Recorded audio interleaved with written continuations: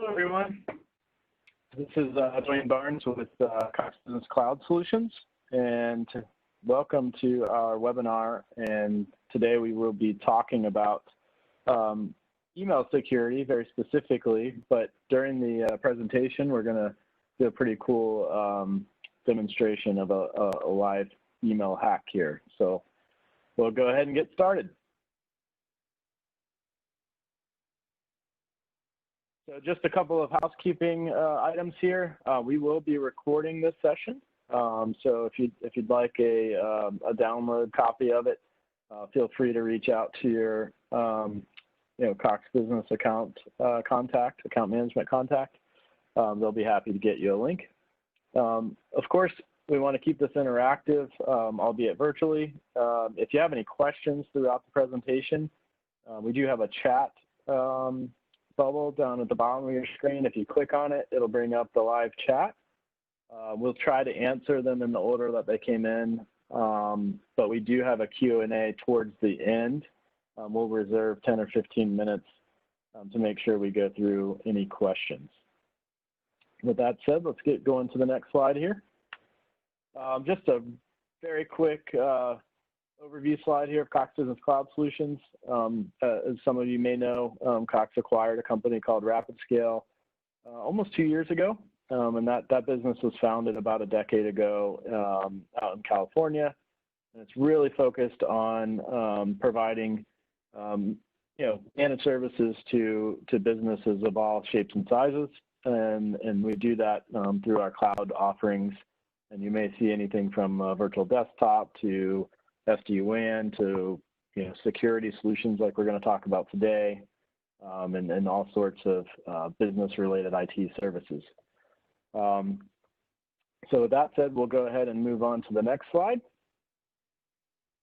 And today our presenter is Adib from Mimecast, and Adib is going to take us through a really interesting presentation around email security. And once he's done with a handful of slides, he'll actually pop over to his other computer and do a quick demonstration of really how easy it is to conduct a hack via email. So hopefully everyone doesn't get too scared after this of checking their email, but we definitely want everybody to be aware of how simple it is to happen, but also how simple it is to protect. So with that being said, Adib, I'll hand it over to you. Thank you very much, Dwayne. And yes, just to piggyback off what Dwayne just said, and don't use it against anybody either. I know this is recorded, so I'm just making sure that I put that out there. We're going to be talking about the live hack today, but just some wow numbers for everybody, just to kind of get the understanding of why this is important, right? Email, definitely the #1 attack factor. You can see here it's 92% in dead center. 4% of people are clicking on links that are really inside of phishing campaigns. And the phishing campaigns are just what they sound as they are, right? We send out an email, find out who's clicking on what and who falls for it. Now, that number may not be the most wildly outlandish number, but the one number that gets a lot of people's attention is on the far right. This is where 135 million daily active business users on 365. That makes it the largest cloud-based application of users out there. So it's something that definitely needs to be protected. The email that I'm going to be sending today, it's not meant to be extremely complex as far as the content you're going to be seeing on your screen. What we want to do is we want to follow this type of a format, if you will. First things first, make it simple. Do not make it difficult for your people that you're attacking to give you money. Make it as easy, straightforward as possible. Make it credible. Find out who's who at the business. There's a lot of tools out there that are free that you can download, Chrome extensions. The list is long and wide, right? Do a little bit of homework on the target. Urgency. This one, I can't go without really harping on this, just because every time you hear about a family member getting one of these bogus emails, or even a colleague, right, there's always this sense of urgency in there. They're saying, hey, I needed this yesterday. Can you send this over as soon as you get the first chance when you get back to your desk? They're going to utilize that sense of urgency to get you to make a mistake. And also relevancy. You need to know who you're attacking. Figure out, if you're asking for $48,254.80, are you asking a mom and pop shop that? Are you asking a major corporation that? If you find yourself asking for 50 Gs to a super large corporation out there that makes that every minute, that's probably something that they maybe even pay out on, unfortunately. But if you're asking, somebody's shop that's local here or something like that, they're not going to have $48,000. They'd rather you just take the data and then they'll go ahead and they'll start over. Now, the exploit that I'm going to be using. A lot of people are like, all right, what's he going to do? What's it going to look like? Let's see it. To show you and to really explain what it is, it's a Microsoft Office exploit, right? A lot of organizations out there have not patched their machines in some time. This particular attack takes advantage of that. Now, the exploit that I'm using here is from 2017. Again, Adib, what are you showing me stuff from 2017 for? The real reasoning behind that is because people are not making sure that their systems are up to date. Whether you're at your home, whether it's a lazy IT administrator, you need to have an organization or a system set up that's going to keep this stuff up to date to make sure those security patches are applied. The particular exploit that we're using is an HTA extension or execution, if you will. It already was patched, so as long as you're keeping up to date, you'll be good. But for the systems out there that are not taken care of yet, like if you're on Windows 7, on 8, 2008, if you're on Office 2010, 13, or 16, and you haven't updated your patches in a while, please go ahead after this call and do so, or have your team do it. It's very important. Again, this is just one drop in the bucket. There's a lot of stuff that you can go ahead and get out there that's not even really in the public know yet. So definitely, do your research, check it out. A lot of information out there.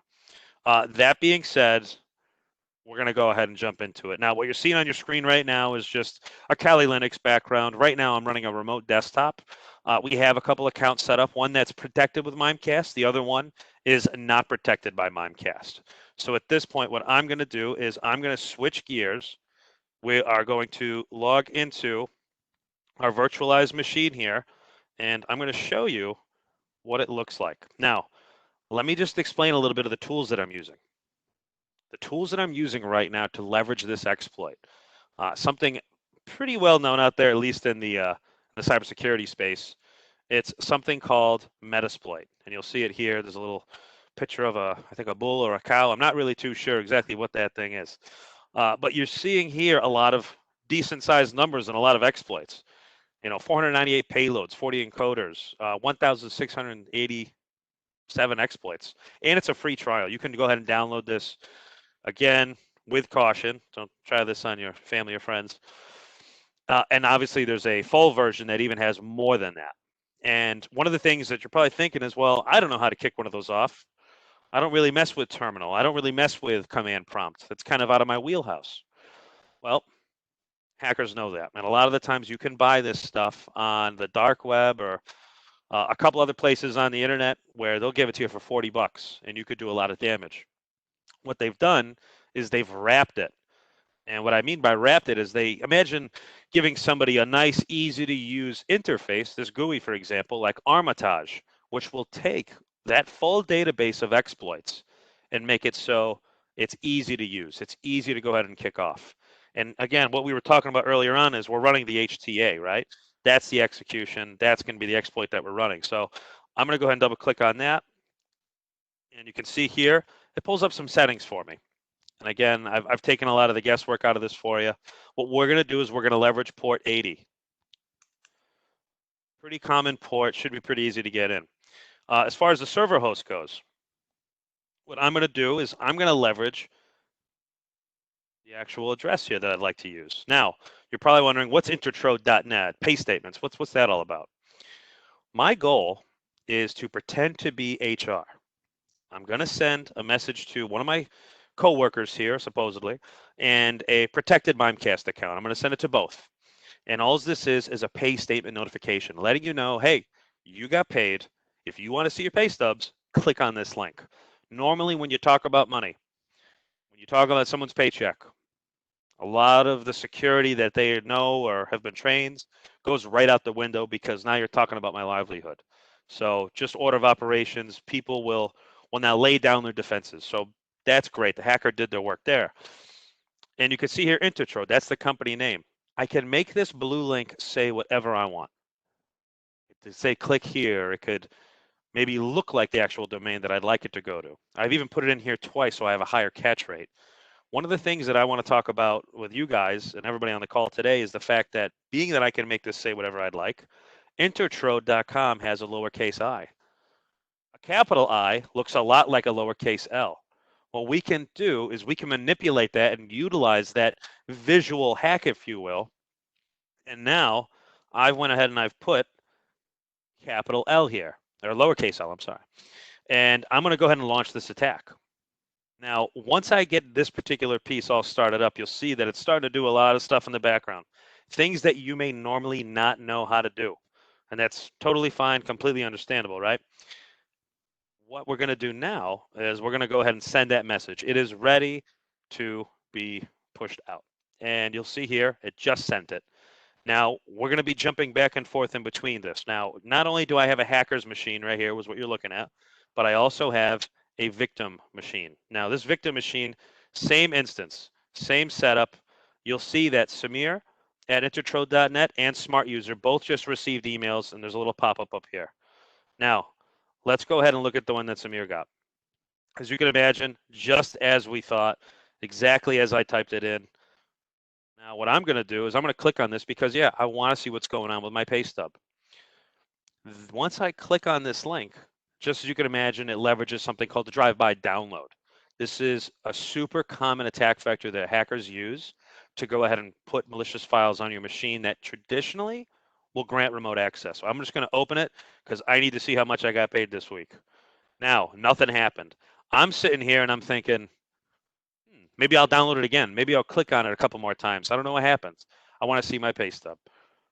While I'm sitting here wondering what's going on, as you can imagine, I now have full access to every essential piece on that person's machine. That victim, I have now pwned them. I have all the information I need. Now, you're probably wondering, what can you do? What can you information can you get? What is possible? I'm just going to show you real quick some of the items that we have. Now, I can escalate privileges. By escalating privileges, I can turn that particular machine's user account into a full-blown administrator. And now I have root access to, if you will, on maybe somebody's network at a major company. For in this example, Intertrode. You can steal tokens. You can dump hashes. If we go here, maybe you want to open up a command shell on their machine. The real ones that really get people their eyes to open, put it this way, if you were sleeping right now and this wasn't interesting to you, this is usually where I would see some eyebrows get raised. I'm going to go ahead and just use this one, for example. If this one doesn't creep you out, I don't know what does. I just took a full screenshot of that victim's machine. So if you're doing something on your machine that you don't want somebody else to see, again, let's just say banking for this example. I now know what your balance is inside your bank. Again, maybe I have a little bit of research now on how to do my next attack. That's just one of the things you can do. Another item that you can do, I'll go ahead and I'll scroll to this Explore option. You can browse people's files.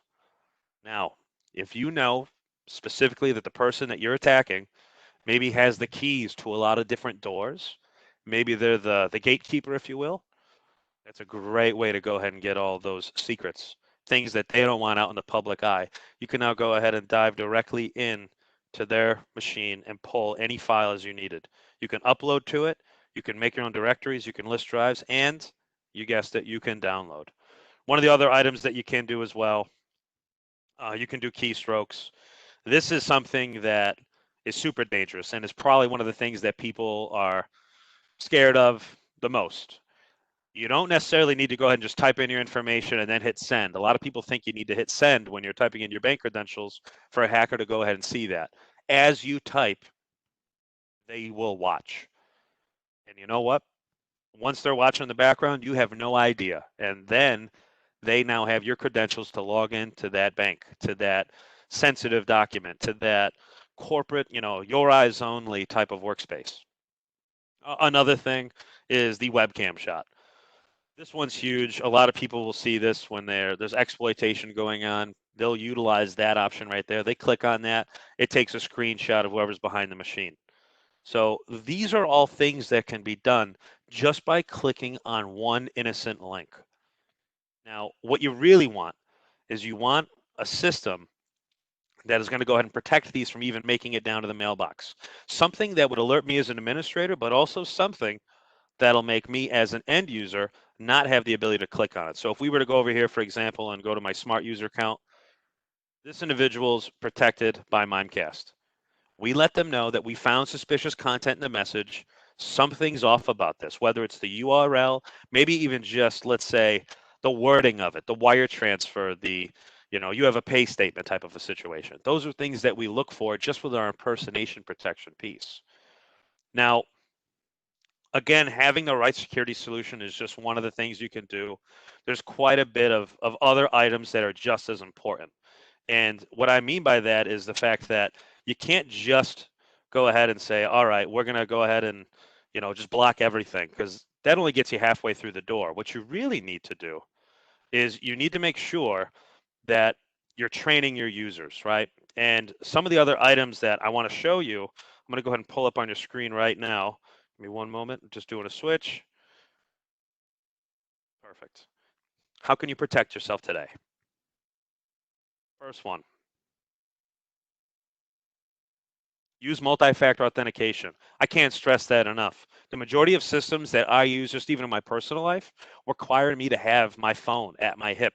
So this way I can verify my identity. It's not just, hey, the hacker's got the password they're in, right? This is crucial. Definitely go ahead and have multi-factor set up. The second thing, this is super important. This is kind of the ethos of Mimecast. Do not just have one layer of protection.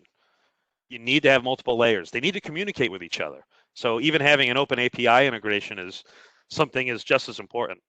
So I'm talking about application patching, your training, firewalls, any even physical security. Have those layers in place to make it as difficult as possible for these malicious actors that are trying to essentially get money or sensitive data from you. The end user training. This is net labeled number 3, but it could even be number 2 or number 1. Human firewall. People, we're the ones with the emotions. We're the ones that see something, we click on it because we like it. We got this gut feeling. Now you're talking about my pay stubs. We need to make sure that people are hovering before they're clicking. We need to make sure people are calling to confirm. We need to make people be ready to say, I'm going to take the extra step before I just go ahead and act on this and potentially put myself and my organization and my company at risk. So end user training in the human firewall, super important. Another thing just kind of goes hand in hand with that is phish testing your employees. An email like that is something that's great to go ahead and send out to the organization. See who clicks on it. With the tools and products that we all offer, at Mimecast and with Cox and Rapid Scale, it's very important to be able to say, hey, what do we have that's available for us to do that type of testing? What tools are out there and available? How do they communicate and integrate with my current setup? Right. So making sure that testing doesn't just happen once a year. Don't even just do it once a quarter. Do it regularly. Keep people ready, keep people educated, and keep them on their toes. This one kind of goes without saying. Don't reuse your home passwords for everything on your company machine or on your company accounts or your bank or something like that. Get a password manager or something, just so it's not all the same. If I got one key that gets in everything that you do, I'm going to have a field day as a hacker. I'm going to go all the way through. I'm going to take out a Ferrari in your name. I'm going to get a mansion in Miami. You guessed it. I'm doing it. Make sure you're changing the password often. I know from one of the things, 90 days is pretty common. Some organizations are doing every 60. It may seem like a nuisance, and I know that, but it's so important. Again, that's that roadblock between all of your data, your identity, and somebody that's trying to go ahead and get in. Beware malicious insiders and compromised users. This is a big one. Malicious insiders. If you're watching TV and the movies and whatnot, you see these people go into these giant corporations and kick off a giant hack. It doesn't need to be some super sophisticated hacker to do it. You could have a disgruntled employee at your organization that just saw something on YouTube, or maybe they watched too much Mr. Robot or something like that. These people can still be considered dangerous, right? And they can actually kick off an attack because now they have access to that machine that's on the company network, right? Those individuals need to be watched. They need to have that protection. Compromised users. These are people that don't even know their machine has been, let's say, inflicted with some sort of a malware. They don't know that I'm over here in the back end doing this live hack and watching their actual machine, doing screenshots, taking webcam shots, browsing through their files. Compromised users, malicious insiders, you need to treat them the same. They got to be protected, regardless if they're doing it on purpose or they don't even know. DNS authentication. If this is your first time hearing about this one, that's another phone call. This one's just as important. If you don't have it, or if you're thinking about it, go forward with it. It's only, again, going to add to your layers of protection, making sure that no one's pretending to be you. SPF, DKIM, DMARC, they all go hand in hand with each other. And again, once you have those properly set up with the other items that I'm talking about here, you're going to be way better off, and you'll be a lot more protected, and you'll probably be able to sleep a little bit better at night knowing that you're doing the right thing. If you have a SIEM, use it. Again, the communication between all these different things can be a little bit daunting. It's nice to be able to have this system, security information event management, right? That's what it stands for here. All it really does is it grabs all those system logs. All the data that it can ingest can make analysis a lot easier. You can see trends. A lot of organizations are doing this. If you're not, definitely put it on your radar. If you're already doing it, I tip my hat. Kudos to you. You know what I mean? It's something that when you think about, how do I have all these solutions communicate with each other? What if they don't communicate with each other? How do they know that something bad just happened on the East Coast, but we don't know if it's happened on the West Coast of my infrastructure? We need to be able to have that open form of communication, and the API is definitely something that's going to help with that when it comes down to using the SIEM. Now we can go ahead and open it up for questions. Awesome. So I think the first question that came in here, Adib, is what are attackers usually after? My business intellectual property or my personal information? That's actually a great question. They're after both. They want it all. And to be honest, whatever's the path of least resistance, but also whatever reaps the biggest reward. All directions of traffic need to be protected, whether it's your corporate accounts or even your personal accounts. It does not matter. A prime example is my dad. He's the type of guy that gets an email, buy one, get six free or something like that, and he clicks on it, and then he calls me afterwards. We got a real strict policy in our house. It's call before you click. Yeah, I think in the last session you made note of a topic that we didn't touch on today, but I believe you were talking through, hey, the typical hacker listens for a long time before they actually enact, right? They're just watching and seeing, and frequently what will happen is they may not even attack you. They may use your email to attack some bigger target, right? 100%. What they're using is that trust factor. Let's say you're somebody inside of the company that, again, holds the keys to a lot of doors, but maybe you're not necessarily, the person that has the key to the vault, right? They'll use the account of somebody that's already familiar inside the company and use them as a puppet to go ahead and attack people that may be higher up, and they won't even know about it, right? And you probably won't even know that they're there. A lot of the times it's scripted. You won't see it on your screen. It'll just be happening in the background. And you're like, well, I'd probably see it in my sent items folder. They already got a script or a rule, if you will, that's going to take those sent items that they're sending and putting them right in the trash and emptying the trash. You won't even know that they're there. Yeah, great point.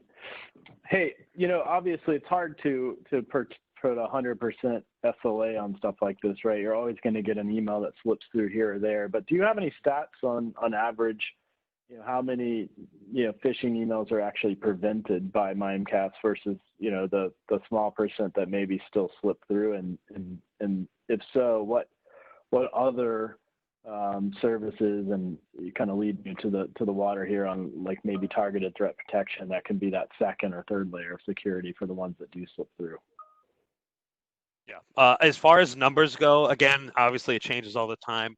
I will bring you guys up to date on something that I found, pretty impressive.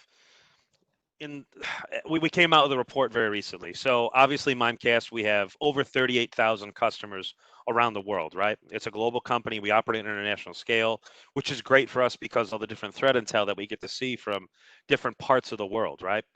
One of the things that we've done is we just ran a report. This is the first 100 days of the COVID-19 and the attacks that are going with it, right? The spike is astronomical. The numbers that we've seen in the past, let's just say a little bit more than, let's say 3 months, if you will, has been huge. Something that if you weren't paying attention, you'll be paying attention now. Obviously, we have our SLAs on things that we block. For example, right now, Mimecast has a 99.5% anti-spam SLA. Spam is spam. Maybe that's not a high priority of yours. We do have a 100% anti-malware with Zara, which is something that we do for 0 days. That's something that's huge for us. If we take it outside the realm of security and we just talk about making sure that your email stays up and running, we have a 100% uptime SLA even, and that's all financially backed. So for us, sticking by our numbers, but also making sure that we see in the trends, that's something that's huge, and that's what we try to be very transparent with. Obviously, if it comes down to it, if anybody after this call would like that report, it's all over our social media. It's all over LinkedIn. You'd be hard pressed not to find it, to be quite honest. And the information in there is super helpful. And I think it's a good read. So if you do get a chance after this, please feel free to reach out to us. I can get you the link, or just do a quick Google search. You'll find it. Awesome. Thanks, Adib. Another one. This one, we actually get this question quite a bit, so I think it'll be good for the audience. A lot of folks have either migrated or considering migrating to Office 365, and I think there's this inherent trust that a lot of companies put that, hey, why would I need Mimecast? Doesn't Microsoft protect me? Don't they have a product called, Advanced Threat Protection? How does Mimecast differ, and why do I still need Mimecast if I'm using Microsoft ATP? What I traditionally say is you don't want Microsoft protecting Microsoft. If you were to walk into any organization today, any company that's been around, around the block a couple times, we'll say, you're not going to see them using Windows Defender to take care of all their machines, right? You need to look at an organization that specializes in let's say the area of security. Microsoft, they do a lot of things. They have their wings spread very wide. They got a video game system. Again, you know what I'm talking about if you got kids, especially during these times. And when you think about it, those wings spread that wide, they don't have a sole focus, on protecting the people that are using the services out there. To be honest with you, you're actually responsible for half the exploits, right? They come out with Office, let's say, Microsoft Word or Excel. Within a couple months, hackers have already went ahead and they found ways to go ahead and exploit or get into those particular systems and wreak havoc. What we do is we act as a complement to your Office 365, to your Exchange, to your hybrid environment. What we want to do is we want to take over the security reins and make sure you can still use a system that people are used to. People can navigate through very easily, like with Office 365 and Exchange and Outlook, and then give them best of breed security, shared threat intelligence. And to be fully transparent, we're a Microsoft Gold partner at Mimecast. We work very closely with them. And we share a lot of information back and forth just to make sure, hey, what are you guys seeing? What are we seeing? And one of the things that we specialize is in just making sure that the newest threats that are out there and available that they may take 30 days to roll out an exploit for or a patch, we come in and we make sure that that's protected. And with the way that we're structured with a cloud-based infrastructure, we don't have to worry about you pushing out a manual update like you may have to do, for example, when you're patching your systems. Being cloud-based, we have all of our customers updated with the latest threat intel in less than 5 minutes. That's huge. Yeah, that is definitely huge. Less than 5. You could boil that down to you really don't want the fox watching the hen house, right? So I think right. with security, you don't want the same company protecting you from themselves. So I think Deep hit the nail on the head there. General question here, maybe not email related, but is there a way to know if a machine on your network has been compromised? Would antivirus pick up on it running? I think that the general answer to that question is it depends. We still run into customers that say, well, I had antivirus or anti-malware client installed, But as most of you probably know, you have to renew those subscriptions typically on an annual basis, and they don't often get renewed, and they don't get the latest definitions, and then they get compromised anyway. So, Deeb, I don't know if you have any more color to add to that question. I mean, when you're thinking about like a localized, antivirus on somebody's machine, yeah, that's great for something that has, a signature on it or something like that, right? The real issue is once a machine's been compromised, they can go ahead and essentially delete the actual malware, the virus that was on there, and still potentially stay inside. Because now at that point, they've already gotten your credentials. Now they can log in from anywhere and send mail on your behalf and potentially really pretend to be you. It's very difficult, put it this way, it's very hard to tell somebody in your company, hey, I didn't send that email. Be like, hey, man, you are at your desk, or in this case, remote. It's got your signature on it.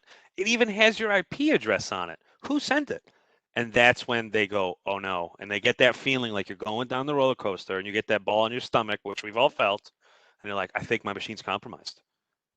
And at that point, you pick up the phone, you reach out to IT, and you let them know. And it could be a good point. And I think if you to reiterate your point earlier, Deeb, this is why you got to change those passwords, because oftentimes the attackers are sitting there waiting for the right opportunity, and if you change your password before they actually carry their attack forward the next step, you've locked them out, and they've got to kind of start all over in a lot of cases. And that is probably the simplest way to go ahead and put a monkey wrench into their tools, if you will, right, and into their plans. The average time to go ahead and identify and remediate a virus in today's corporate America in 2020. Again, I can't do show of hands. Obviously, if you guys want to put your answers in the chat, that's fine too. Who thinks, who knows out there what the average time to completely identify and remediate? We'll do the Jeopardy theme song. Da-na-na. Okay. I'm going to give you the answer. 314 days, almost a full year. I could be inside your environment and you wouldn't know about it, and you wouldn't be able to get me pulled out of it. Completely rip it out root and stem. 314 days. If that doesn't creep you out and scare you, I don't know what does. I think that's in the Verizon business breach report they send out annually, right? So it is. Always a good read if you're into this kind of stuff. So a couple more questions here, and then we'll wrap it up. So there was a question, I think we kind of touched on it. Is there a way to know if your machine's been compromised? If you have an IT team that's got all of the things in place that you mentioned, from SIEM to multi-factor authentication to password policies, you may find log files or whatnot that kind of show evidence of compromise or indicators of compromise, but ultimately it's incredibly hard. It's like looking for a needle in a haystack. So it really is. I think the best thing for your end users, guys, is just train them often, test them. Send those fake phishing emails out and send them a link to a funny YouTube video saying "gotcha," right? Just whatever creative way you can. They just keep reminding them. Because complacency generally is what kills here. If you go a year without getting any issues whatsoever, people start forgetting and they click on a link that their buddy sent them, and then their buddy's email gets hacked, and then all of a sudden you're compromised. So 100%. Let's see here. Many people within my organization are not tech savvy. What would you suggest is the best way to quote unquote scare them into really understanding how real this is? Give me their email address. I'll show them how scary it is. I'm just kidding. No, what you want to do in order to go ahead and strike a little bit of fear into the people is, I think this video, and Dwayne, correct me if I'm wrong, this video will be available after this call, right? As something that people can actually take. Show them the segment of what I did, how quick it was, how easy it was, and what I was able to do. I'll tell you what, the webcam shot, that'll scare the pants off a lot of people. Browsing the files, that's another thing. I'm a sales engineer, so when if I feel that whoever I'm talking to is not necessarily listening, and I show them this type of a situation, like I showed everybody on the call today, usually, yeah, 9 times out of 10, they're going to say, I didn't know that. I don't know if we're protected. I got to hang up with you and call you back, which in my line of work, I did my job. They now understand the importance. Now, how can you help me? What can Mimecast do? Uh, what solution, what tools did you guys have available that can make sure I don't end up like this person that was, the victim of our live hack today? Yeah, definitely. I think, usually there's an old saying in security, it's not if, it's when you get attacked or hacked. And we see it every day as a managed IT provider, right? It's the hardest thing we have to do as a provider is protect end users from themselves. And it's always helpful to have it start from the top in a customer organization. If the people running the company, no matter how big or small, if it's a 5-person, flower shop or a 5,000-person bank, if the folks at the top don't put security top of mind on a monthly and quarterly and annual basis, the end users don't follow. So if your business owners on the phone here, I think it's really important to just, train your users. Don't click on emails they don't know where it came from. Don't click on links that they aren't 100% sure are valid.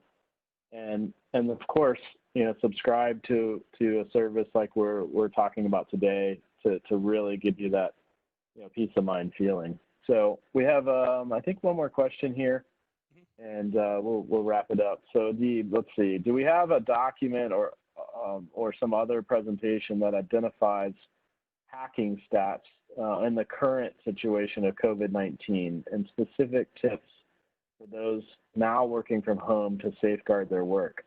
I'm looking for something that could be shared with employees.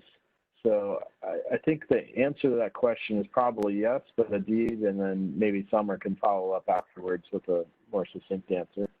Yeah, what I was talking about earlier, the first 100 days of COVID-19 by Mimecast.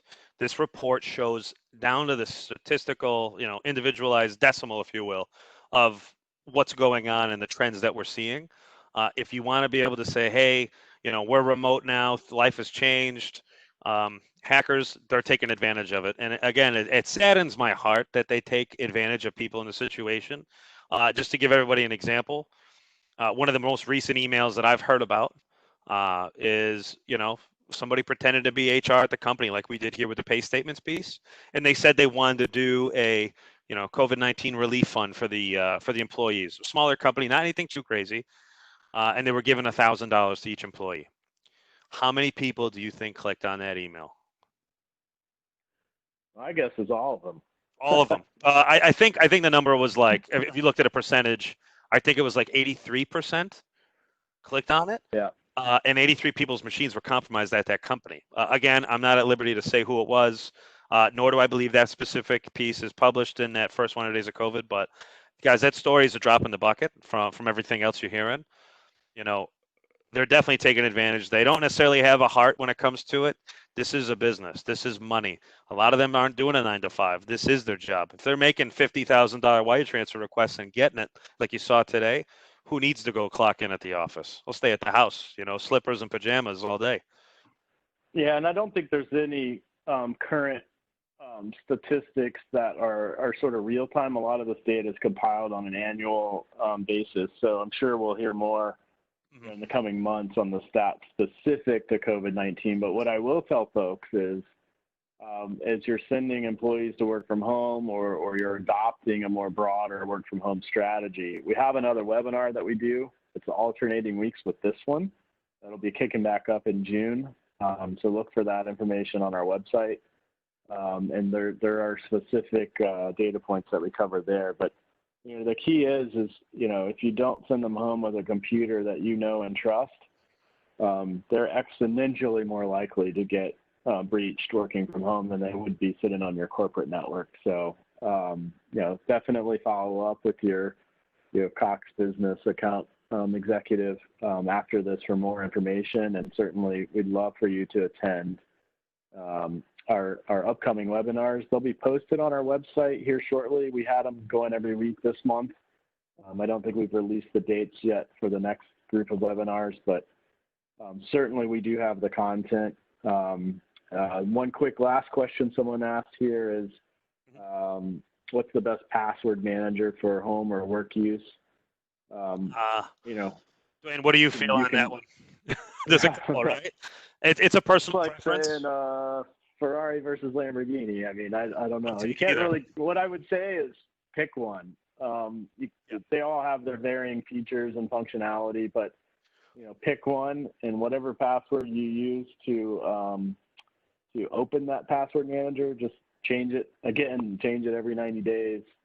Make it something complex, and use it. A lot of people buy it and they put their bank passwords in it. They don't put the passwords to their kids' online learning system, or they don't put the password to their, Facebook account in it, and then they get social engineered and hacked. So just when you make the commitment, a number of people use Dashlane. That's a pretty good one. A number of people use 1Password. LastPass even. LastPass is a good one as well. A lot of companies are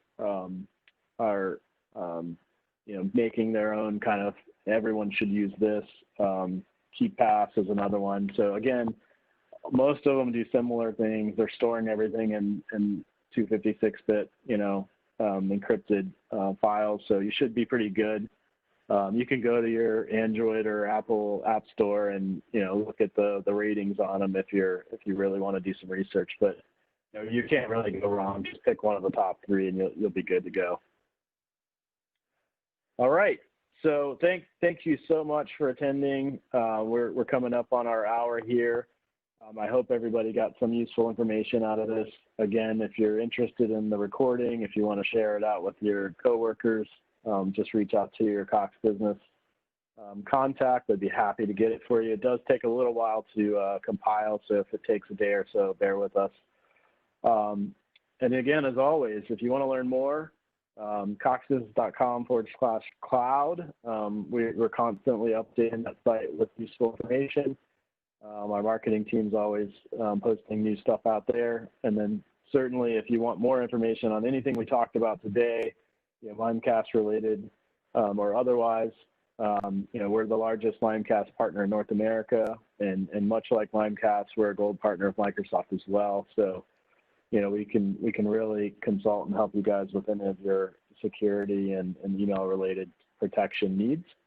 And so again, thanks for coming, and we'll wrap this up, and hopefully you guys can join us for our upcoming webinars in June. Have a great day, everyone. Cheers, everybody.